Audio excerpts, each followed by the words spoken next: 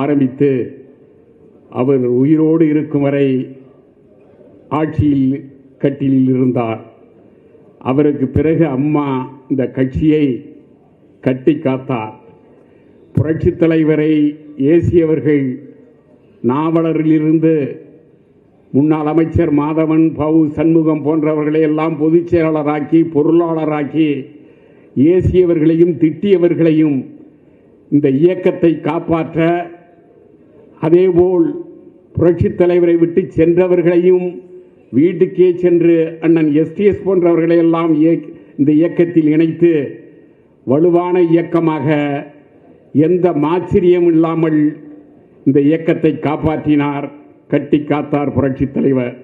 அதேபோல் புரட்சி தலைவி அம்மா அவர்களை பேசாதவர்கள், மாண்புமிகு அண்ணன் காளிமுத்து அவர்கள், முன்னாள் அமைச்சர் வளர்மதி பேசாத பேச்சா எத்தனையோ பேர் அவர்களையெல்லாம் அமைச்சராக்கி, நாடாளுமன்ற உறுப்பினராக்கி, சபாநாயகராக்கி அழகு பார்த்தவர் புரட்சி தலைவி அவர்கள். இதை எதற்கு சொல்கிறேன் என்றால், அவர்கள் இந்த கட்சியை நேசித்தார்கள், தொண்டர்களை நேசித்தார்கள்.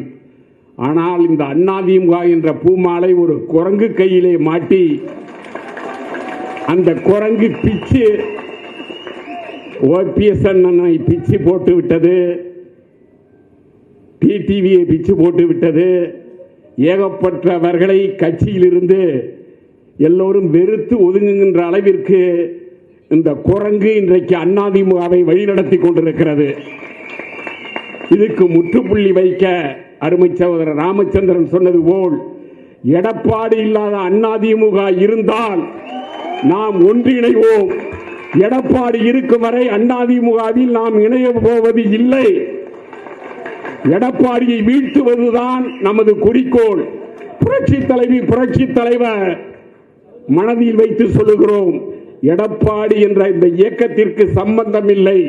அதிமுக கொள்கை தெரியாது, கோட்பாடு தெரியாது, அதிமுக என்றால் என்னவென்றே வரலாறு தெரியாத ஒரு தற்குறி எடப்பாடி பழனிசாமி. அவரை வீழ்த்துவதுதான் நமது கடமை. அண்ணன் எந்த முடிவு எடுத்தாலும் அந்த வழியில் நாங்கள் செல்வோம் என்று கூறி தந்த வாய்ப்புக்கு நன்றி சொல்லி விடைபெறுகிறேன். நன்றி, வணக்கம்.